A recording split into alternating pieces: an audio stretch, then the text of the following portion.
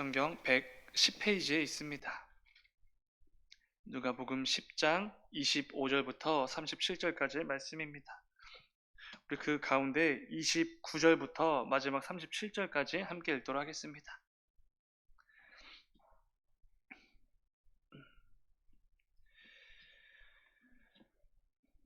오늘 본문 가운데 29절부터 37절까지 다 찾으신 줄 믿고 우리 한 절씩 교독하고 마지막 37절을 함께 읽겠습니다. 제가 먼저 읽겠습니다.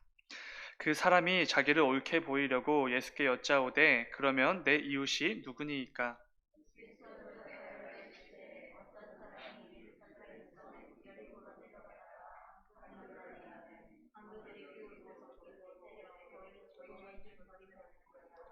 마침 한 제사장이 그 길로 내려가다가 그를 보고 피하여 지나가고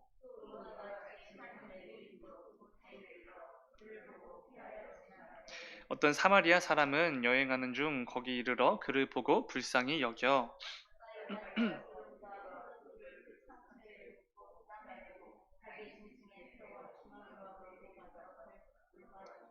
그 이튿날 그가 주막 주인에게 데나리온 둘을 내어주며 이르되 이 사람을 돌보아 주라 비용이 더 들면 내가 돌아올 때에 갚으리라 하였으니 다 함께 이르되 자비를 베푼 자니이다. 예수께서 이르시되 가서 너도 이와 같이 하라 하시니라. 아멘. 아멘. 잠시 기도하겠습니다. 사랑하는 주님, 감사합니다.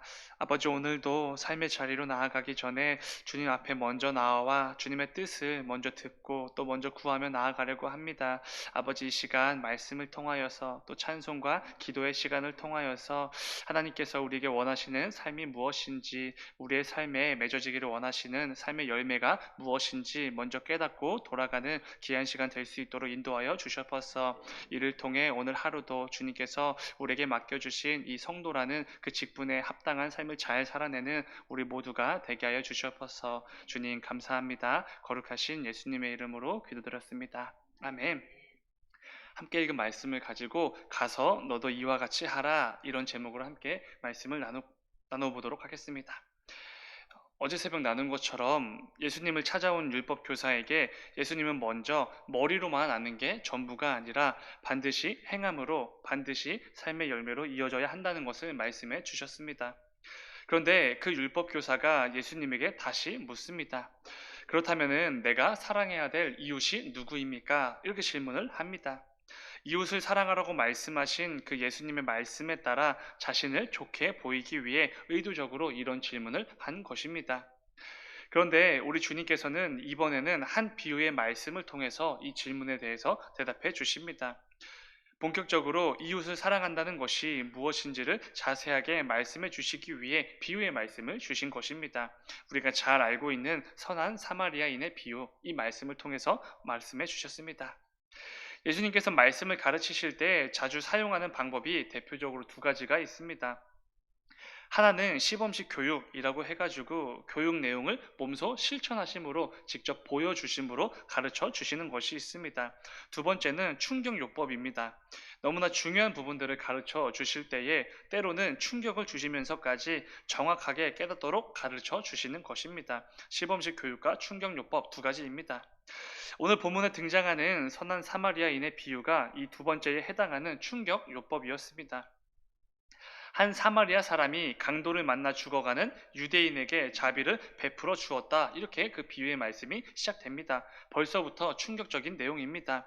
이 두 관계를 우리가 잘 알기 때문에 이 사마리아인이 유대인에게 자비를 베풀었다라는 이 말씀으로 시작되는 것 자체가 굉장히 큰 충격이지요. 심지어 잘 치료도 해주고 주막으로 데려가 큰 돈을 주면서 잘 보살펴달라고 부탁을 하기까지 했다고 합니다. 그리고 부족하면 돌아오는 길에 자기가 모두 지불하겠다 이렇게까지 말하는 것을 보게 됩니다.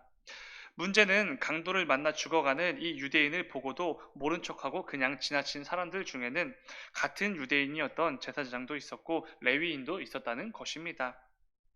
이게 문제인 이유는 지금 이 비유를 듣고 있는 사람이 유대인 율법교사였기 때문에 그렇습니다. 유대인들은 사마리아 사람들을 절대로 상종하지 않았습니다. 더러운 짐승처럼 여겼지요. 그런데 자신들이 그렇게 여기던 이 사마리아인이 유대인에게 자비를 베풀어 준 것입니다.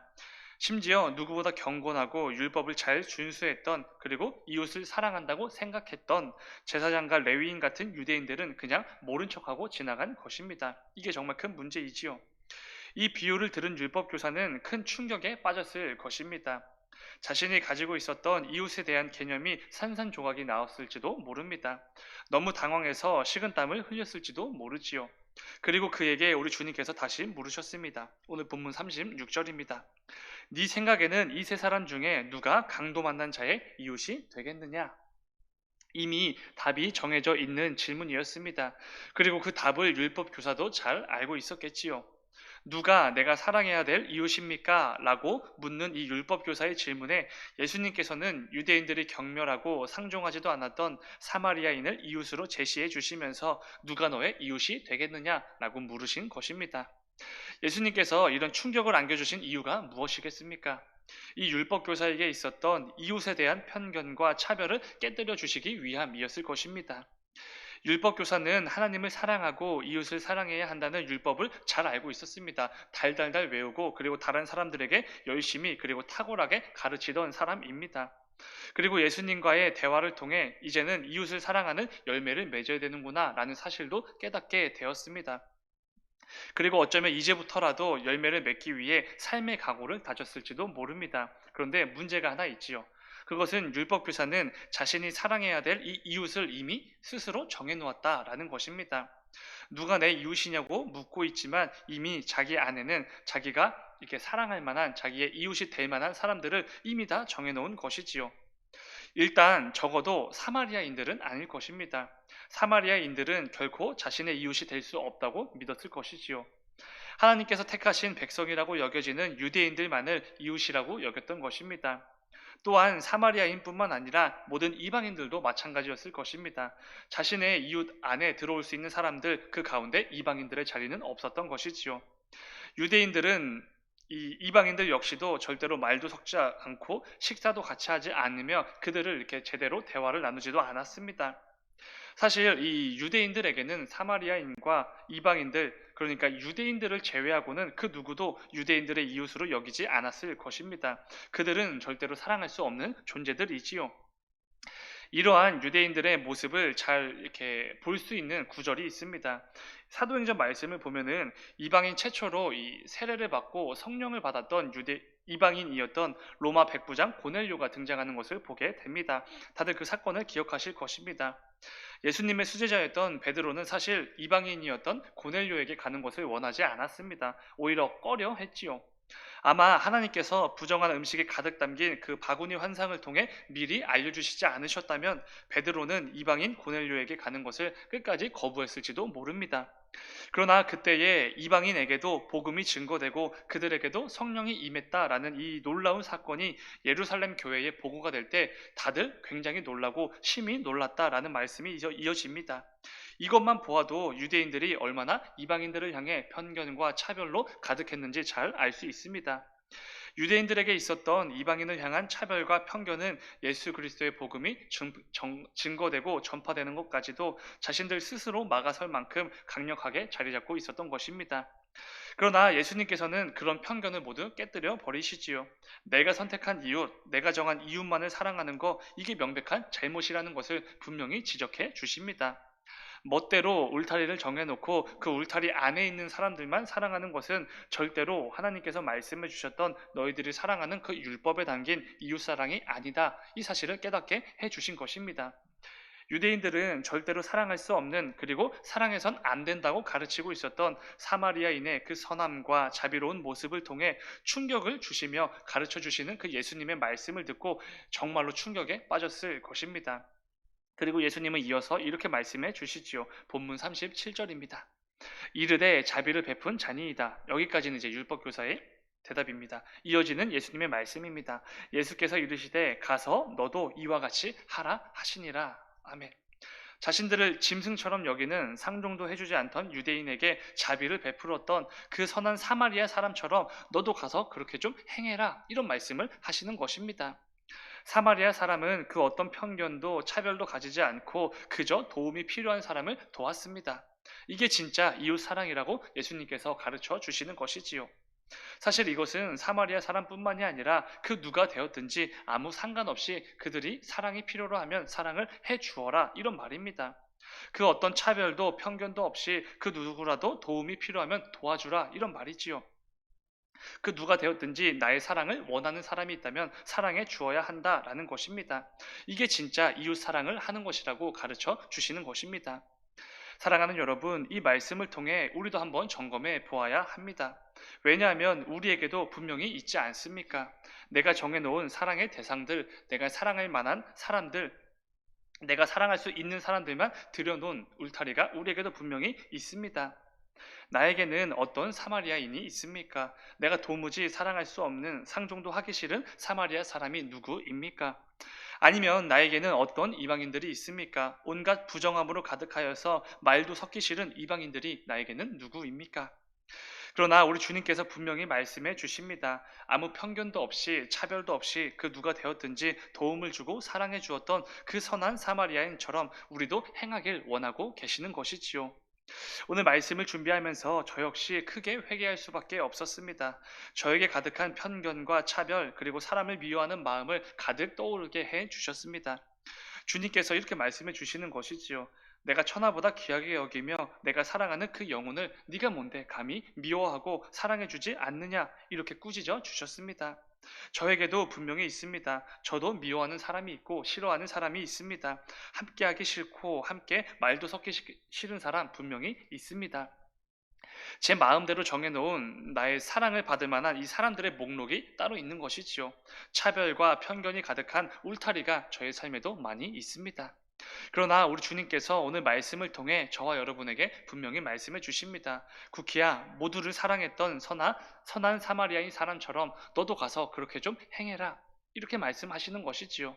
너에게 있는 모든 울타리들을 허물어 버리고 너에게 있는 사랑받을 만한 그 목록도 제거해 버리고 마땅히 미워할 만한 사람들, 내가 도무지 사랑할 수 없는 그 사람들도 너도 가서 사랑해 주어라. 이렇게 말씀해 주십니다. 사랑하는 여러분, 혹시 말씀을 들으시면서 떠오르는 사람이 있으십니까? 내가 미워할 수밖에 없는 사람들, 내가 도무지 그리고 절대로 사랑할 수 없는 사람들, 이 시간 말씀을 기억하시면서 우리에게 있는 모든 편견과 차별로 지어진 그 울타리를 허물어 버리고 하나님께서 나에게 허락해 주신 내가 속한 삶의 영역에서 함께 지내는 그 모든 사람들을 담대하게 사랑할 수 있는 우리가 되기를 소망합니다. 당연히 어렵고 당연히 힘들 수밖에 없습니다. 그러나 오늘 말씀을 통해서 이 말씀에 순종하기 위해서 애쓰고 수고하는 우리가 되기를 소망합니다. 말씀 맺도록 하겠습니다. 우리 주님께서는 우리가 구원받은 이 거룩한 성도답게 그 삶에서 그에 걸맞는 합당한 삶의 열매를 맺기를 원하십니다. 그저 우리가 구원받은 이 사실을 머리로만 깨닫고 나 스스로만 믿고 여기서 끝나는 게 절대로 아니라 구원에 합당한 삶의 열매를 맺기를 원하시는 것이지요. 그저 머리로만 하나님 사랑, 이웃 사랑이라는 말씀을 아는 것이 아니라 이것을 삶을 통해 실천해 나가기를 원하고 계십니다.